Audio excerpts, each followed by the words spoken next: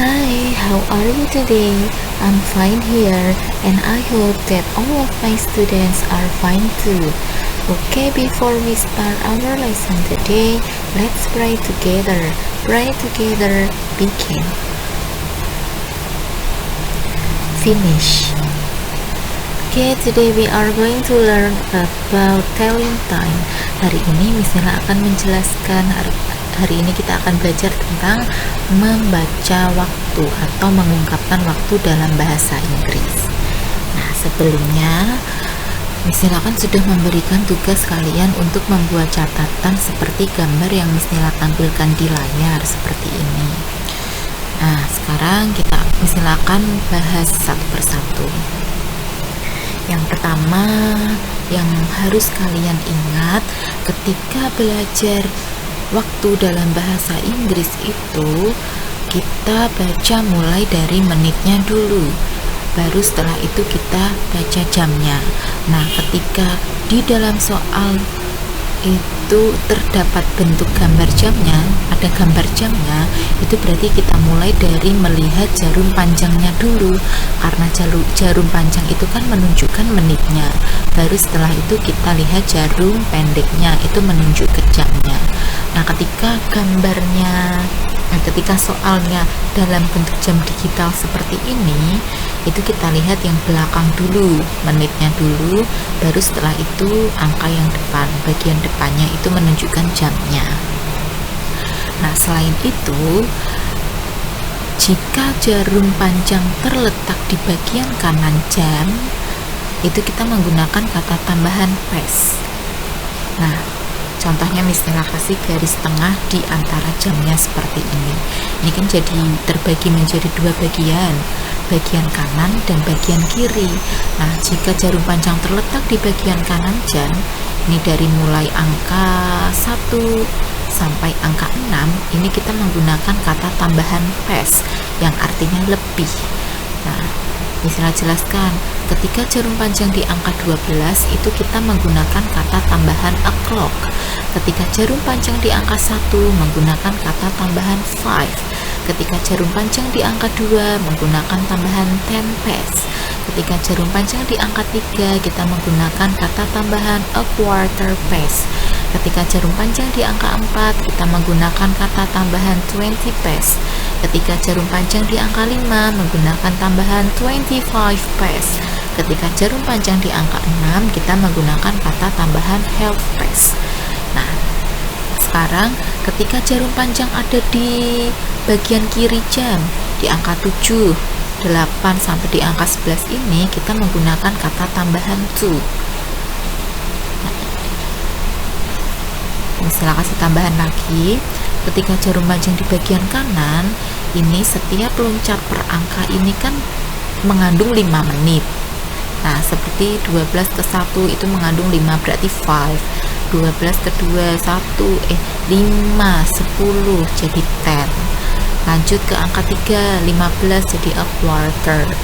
Lanjut ke angka 4, 20 jadi 20. Nah, jika jarum panjang terletak di bagian kanan jam itu kan menggunakan kata tambahan past. Nah, ini kita menghitungnya juga loncat ke kanan. Sebaliknya, jika jarum panjang terletak di bagian kiri jam, kita menghitungnya loncat ke kiri. Dari angka 12 loncatnya ke angka 11. 5, 10, 15, 20, 25. Jadi di sini tertulis 25 kalau jarum panjang menunjuk ke angka 7. Selanjutnya, jika jarum panjang menuju ke angka 8 berarti 22. Jika jarum panjang menuju ke angka 9 menggunakan a quarter to. Jika jarum panjang menuju ke angka 10 menggunakan kata tambahan 10 to. Jika jarum panjang menuju ke angka 11 menggunakan kata tambahan 5 to. Setelah itu baru kita lihat jarum pendeknya. Jarum pendeknya menuju ke angka berapa?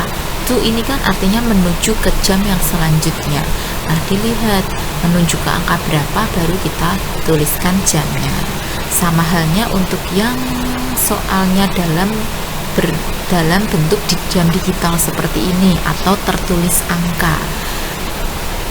Nah, itu kita lihat kalau tepat ini kan jarum panjang di angka 12 tepat, berarti kita menggunakan kata tambahan o'clock. Nah, setelahnya ini lebih 5 menit, jam 2 lebih 5. Kita baca dari yang paling belakang dulu, menunjukkan menitnya dulu. 5 berarti 5 past. Nah, jamnya menunjuk ke jam 2, berarti tinggal kita tulis it is 5 past 2. Nah, untuk lebih jelasnya, biar kalian lebih memahami lagi, misalnya akan memberikan contoh-contoh soalnya. Yang pertama, ketika jamnya menunjuk ke jarum panjang menunjuk ke jam 2, ke angka 12 atau jamnya tepat. Nah, jam tepat ini ditulis dengan titik 00. Nah, ini paling mudah, kita menggunakan kata tambahan o'clock. Nah, tinggal kita lihat di soal itu menunjukkan angka berapa. Ini angka 6, jadi tinggal kita tulis it is 6 o'clock. Sama halnya ketika soalnya dalam bentuk gambar, jarum panjang tepat di angka 12 menggunakan kata tambahan o'clock, jarum pendek menunjuk ke angka 9, berarti tinggal kita tulis 9. Jadi jawabannya adalah it is 9 o'clock. Selanjutnya, jarum panjang menunjuk ke 15 menit, lebih 15 menit. Contohnya jam 2 lebih 15 menit, itu jarum panjang menunjuk ke angka 3, kita menggunakan past. Nah, kalau jarum panjang menunjuk ke angka 3 atau lebih 15 menit, artinya itu kita akan menggunakan ungkapan atau kata tambahan a quarter past. Jadi tinggal kita tulis it is quarter past 2. Quarter ini menunjukkan menitnya, 15 berubah menjadi quarter, terus jamnya tinggal kita tulis 2. Nah, yang dalam bentuk gambar it is quarter past 10. Nih, menunjukkan ke angka 3 kan menggunakan quarter. Nah, jamnya ini masih jam 10. Jam 10 lebih 15 menit. Berarti kita tulis 10. It is quarter past 10. Oke, selanjutnya ketika lebih 1 menit sampai 29 menit, ini terkecuali yang lebih 15 menit. Karena 15 menit tadi kita sudah menggunakan quarter. Nah, masuk ke contoh soal aja langsung. Ini contohnya jam 1 lebih 5 menit. Nah, kan dibaca dari yang belakang, menit yang belakang dulu. Lebihnya 5 menit, berarti it is 5 past. Jamnya menunjuk ke jam 1, berarti tinggal kita tulis 1. Jadi jawabannya adalah it is 5 past 1. Nah, sekarang nih kita lihat jarum panjangnya menunjuk ke angka 2, bukan langsung ditulis 2, tapi kita lihat menitnya, kita hitung 5, 10, berarti 10 past. Jarum pendek menunjuk ke angka 7, jadi jawabannya it is 10 past 7.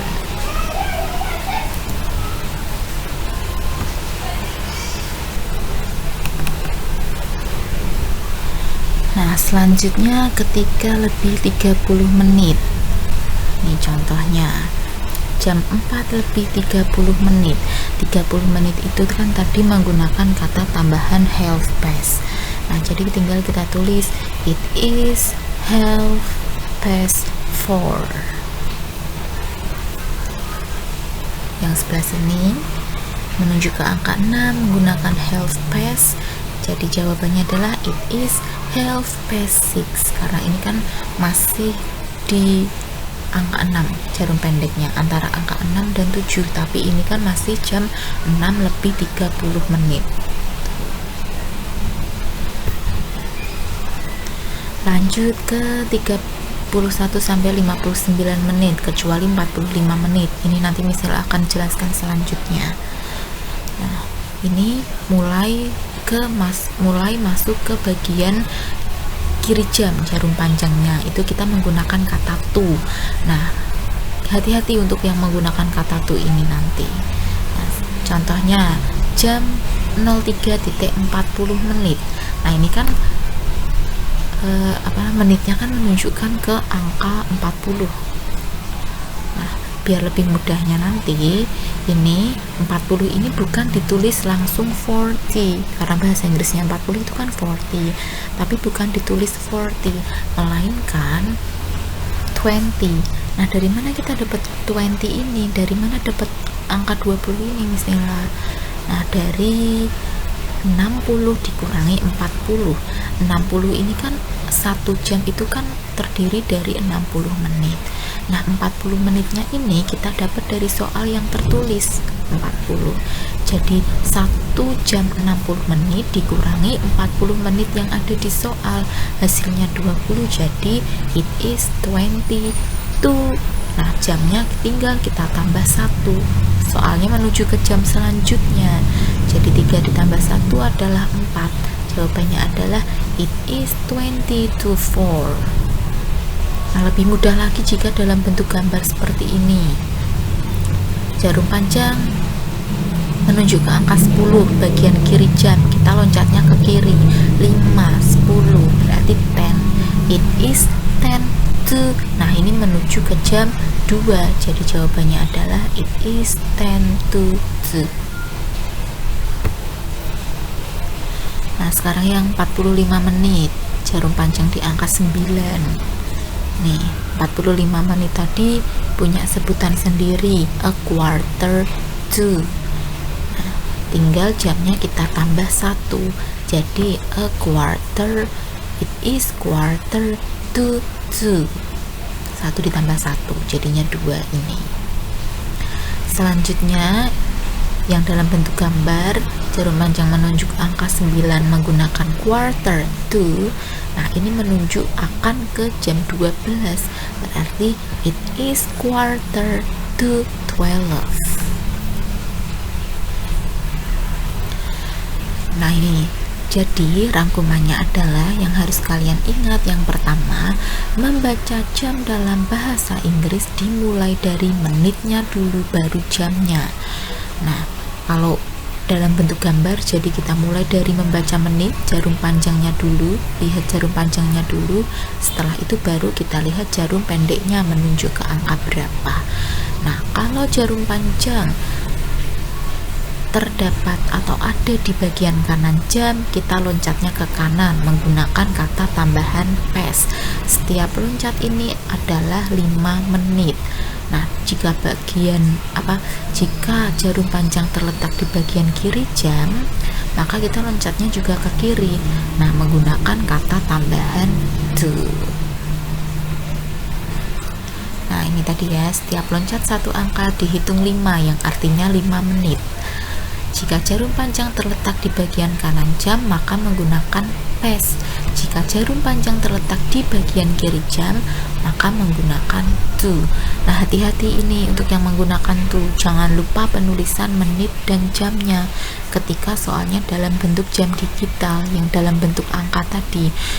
Jadi kita mulai dari yang bagian angka belakang, 2 angka belakang itu kan menunjukkan menit, baru ke angka yang bagian depannya.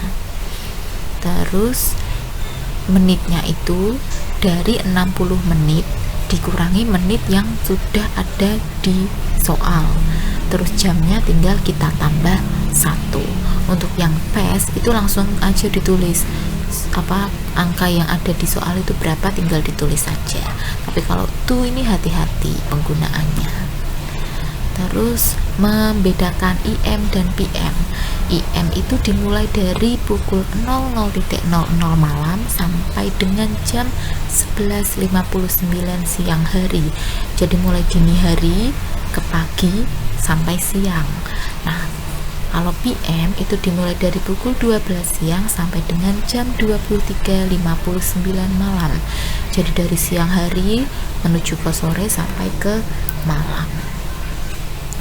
Oke, I think enough for the explanation. Miss Nila rasa cukup sampai di sini penjelasan dari Miss Nila. Thank you for joining my class. Jangan lupa dipelajari lagi, diperhatikan baik-baik penjelasan dari Miss Nila. Boleh diulang-ulang lagi videonya. Dan sampai jumpa. See you.